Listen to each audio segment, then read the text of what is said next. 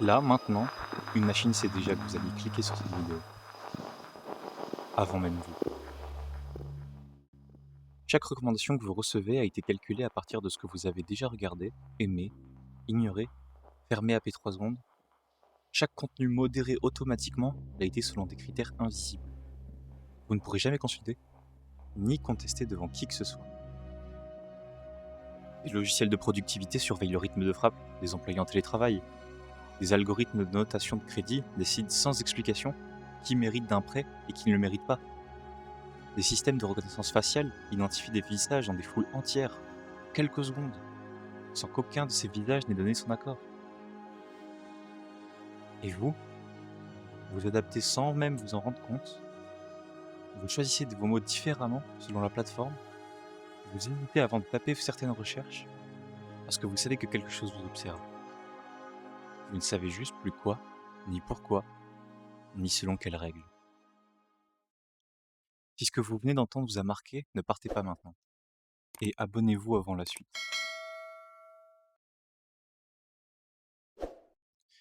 Ce mécanisme vous semble neuf, et pourtant, un homme l'avait déjà compris avant tout le monde. En 1791, un philosophe anglais dessine une prison. Circulaire. Une tour au centre et des cellules tout autour. Chacune éclairée, chacune visible depuis la tour, mais impossible de voir dans la tour. Le prisonnier ne sait jamais si quelqu'un l'observe. Alors il se comporte comme si c'était toujours le cas. Jeremy Bentham appelle ça le panoptique. Le principe est simple. Il suffit que la surveillance soit possible pour qu'elle devienne inutile.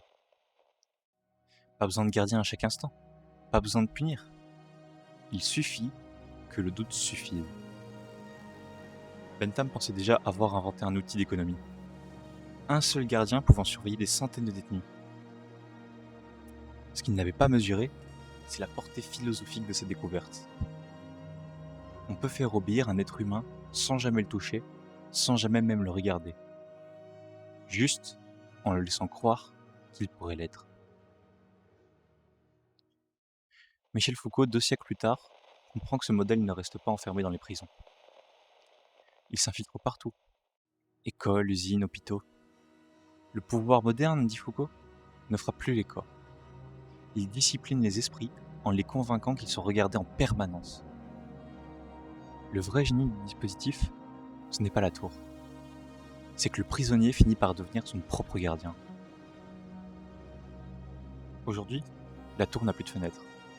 Elle n'a même plus besoin d'un gardien. Elle a un modèle statistique et il ne dort jamais. Parce qu'il y a une différence essentielle entre la prison de Bentham et celle d'aujourd'hui. Le gardien de 1791 était un homme. Il pouvait s'endormir, s'absenter, se lasser. Le prisonnier pouvait toujours espérer, à un instant précis, qu'il n'était peut-être pas observé. Le modèle algorithmique, lui, ne dort jamais. Il n'oublie rien, ne se lasse pas. Il continue de calculer pendant que vous dormez, pendant que vous ne pensez même plus à son existence. Ce n'est pas une prison avec des murs. C'est une prison sans dehors. Il serait facile alors de s'arrêter là, sur un constat purement anxiogène. Mais soyons honnêtes, toute surveillance n'est pas malveillante. Un algorithme qui détecte une fraude bancaire protège aussi ses utilisateurs. Un système qui repère du contenu violent avant qu'il ne se propage évite parfois un vrai dommage. Le problème n'est donc pas la surveillance en elle-même. Le problème, c'est l'absence totale de transparence sur ces critères et l'absence de tout recours pour la contester. Alors, la vraie question n'est plus « suis-je observé ?» La réponse, vous la connaissez déjà. Elle est oui. Elle a toujours été oui, depuis que vous avez ouvert cette application. La vraie question, c'est qu'est-ce que vous faites maintenant que vous savez que la réponse ne changera jamais et que personne ne peut vous dire selon quelles règles exactement vous êtes jugé.